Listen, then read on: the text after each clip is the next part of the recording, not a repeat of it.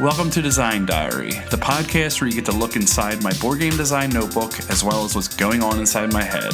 We look at a new word each day from the sense of mechanics, tone, theme, or inspiration for a full game. Today's word is Transmogrify. To change or alter greatly and often with grotesque or humorous effect. And this is a word I've been looking forward to. I saw it pop up not that long ago. And it's just exciting. Transmogrify is such a good word. But I went in a very specific direction with this. And it was cheat codes in video games. And specifically, big head mode. So if you're not familiar with big head mode, I don't know what started it or even what popularized it, but I feel like it was like GoldenEye or one of the first-person shooter Bond games where you could turn on big head mode and your character or all the characters, just their heads got huge. And if it was your character, it's definitely a detriment in that you've got this larger target.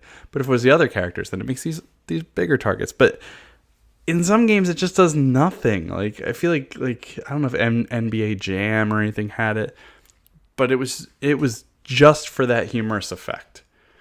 So I've been thinking about that, and what's interesting is I was looking at Pixel Lincoln, which is a game I made years ago, and we made a deck of cheat codes, and one of them was big head mode.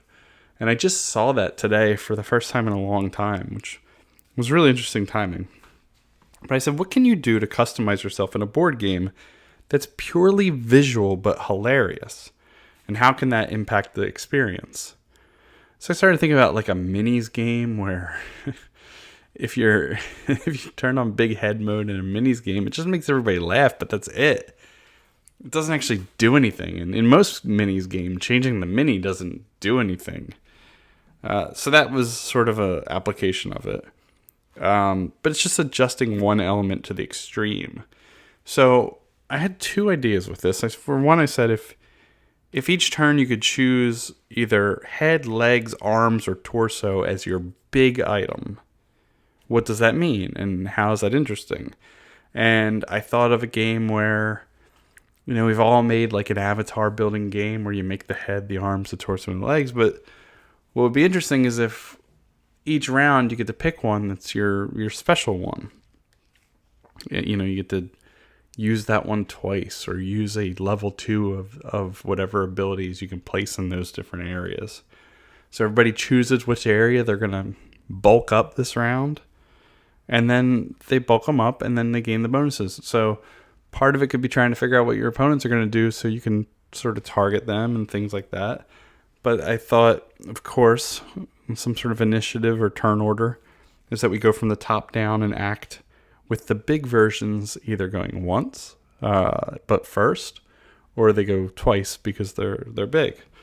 So there's something about choosing a location or choosing anything in yours that's the one of focus, that's the one that's boosted, that's the one that could go first, and things like that. But then I thought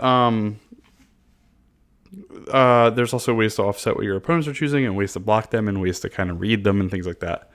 But the second idea I thought, and the one that I thought was really interesting, was something where you're sort of like hiding from your opponent and there's some sort of line of sight, or even just like a Letters from Whitechapel like hidden mechanic or something where every turn you get to turn on the mode that makes the head bigger or the arm bigger or whatever, or raises the height or raises a weight, or just you get to decide what is being changed.